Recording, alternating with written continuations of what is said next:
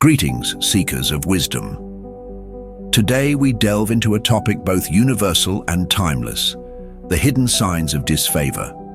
We walk among masks woven from social convention, fear of conflict, and societal norms that often elevate harmony over honesty.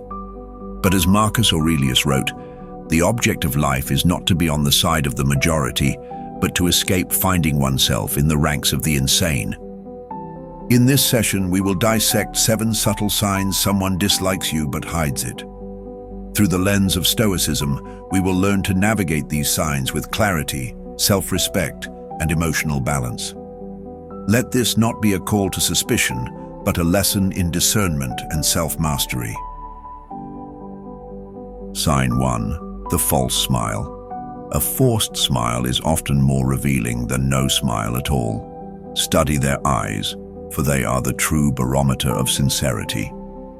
A genuine smile reflects warmth, but a false one serves as a veil of obligation. Cicero warned, "An enemy will betray themselves by their expressions."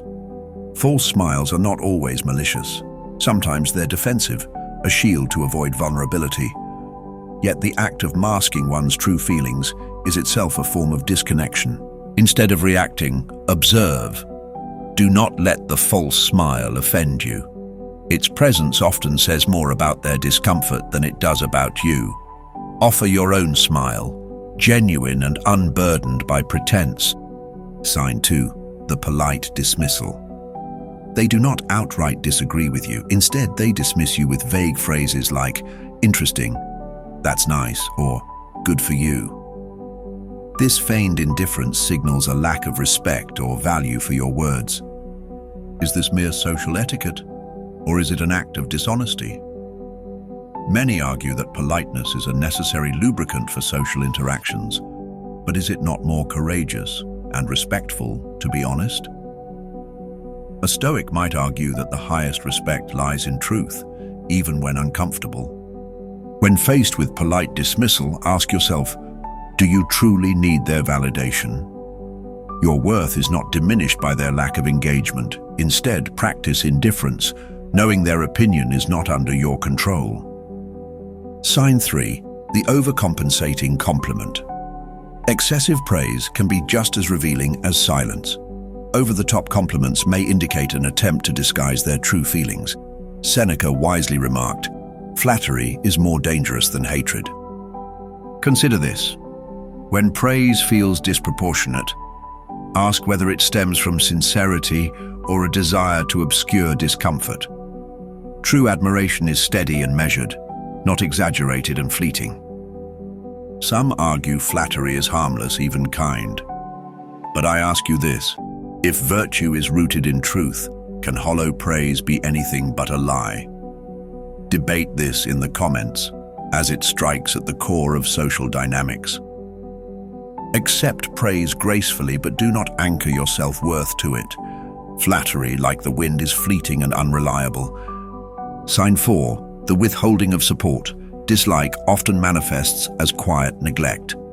When someone subtly withholds their support, failing to inform you of opportunities, offering half-hearted assistance, it may reflect hidden antipathy. Do not mistake this for malice. It may be apathy or even their own insecurity. As Epictetus taught, you are not disturbed by events, but by your interpretation of them.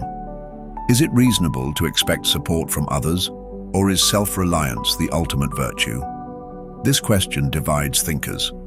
Some view social bonds as essential, while others see them as secondary to individual strength. View their lack of support as an invitation to build your resilience. You control your efforts, not their actions. Sign 5. The passive-aggressive remark.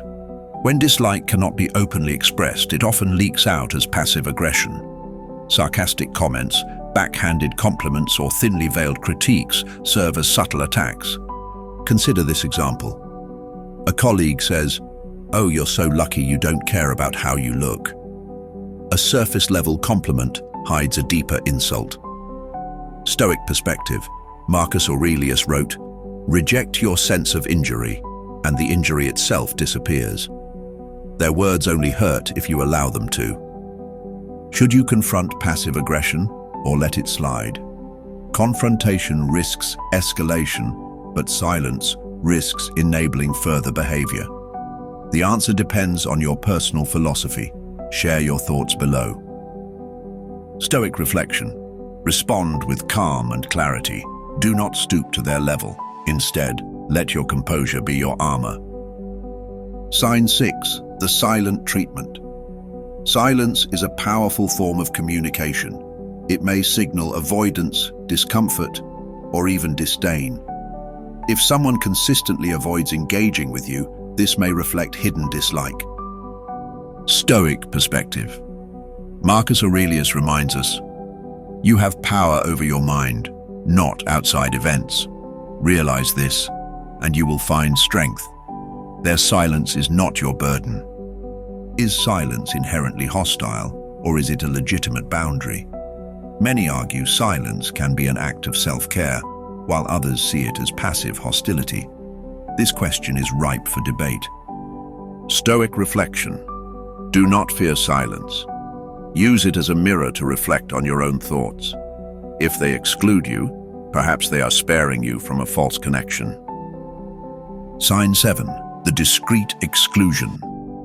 Exclusion is one of the most telling signs of hidden dislike. If someone routinely leaves you out of conversations, plans, or opportunities, it reflects their intention to distance themselves. Stoic perspective. It is not what happens to you, but how you react to it that matters, said Epictetus.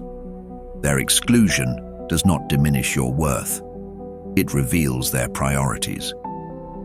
Should you fight for inclusion, or should you see exclusion as liberation? Some believe exclusion signals rejection, while others see it as freedom from shallow bonds. Share your stance in the comments. Stoic reflection. Seek connections rooted in mutual respect and authenticity. Let exclusion guide you toward relationships of true value. The hidden signs of dislike are not to be feared but understood. They are a mirror reflecting the complexities of human interaction.